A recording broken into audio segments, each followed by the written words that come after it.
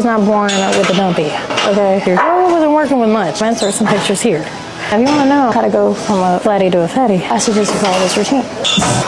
With some oxy shred with Huda, if you want to say money. I can already feel the crackhead coming through. So we're going to start with some RDLs, and we're doing 4 sets of 15. But I'm going to take my shoes off because I do not have flat shoes on.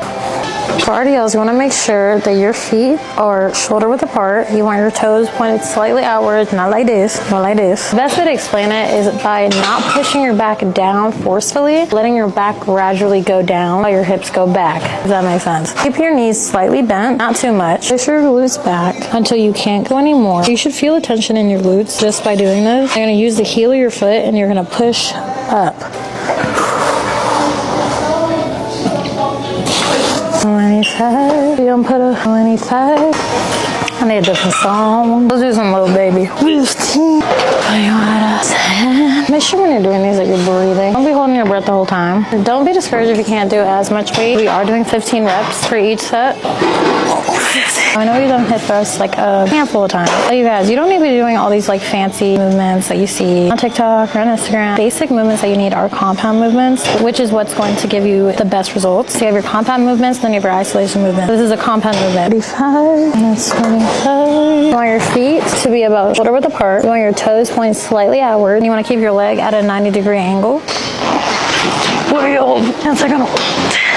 I see a lot of people look up when they're doing hip thrusts. You want to make sure you're keeping your chin tucked. Probably just sit after a set and just like contemplate your whole life. If you're sitting there doing the same weight over and over again, your muscles are not growing. There's no room to progress. First set, lightest weight, most reps. Last set, heaviest weight, lowest reps.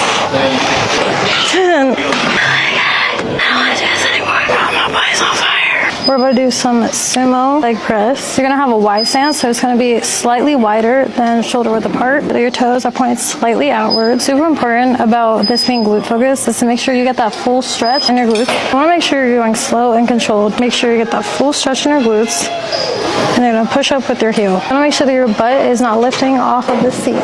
Let's put some weight on it. Oh, this shit's fucking heavy. That's what help. Linda, how you doing? Good. How you doing? I repost your video. I know, I saw. You're such a good supporter. You're in one right now. Oh shit. For single-seated hamstring curls, you want to make sure that your feet are about shoulder width apart, pointed slightly outwards. Going down, you want to make sure that you are squeezing at the bottom, and you're doing a slow release. 1, 2, 3. Now when you release, you want to keep tension on your hamstrings the entire time. So you don't want to fully release it like this. You want to make sure you're keeping that tension on your hamstring the entire time. 15. We're going to go up in weight.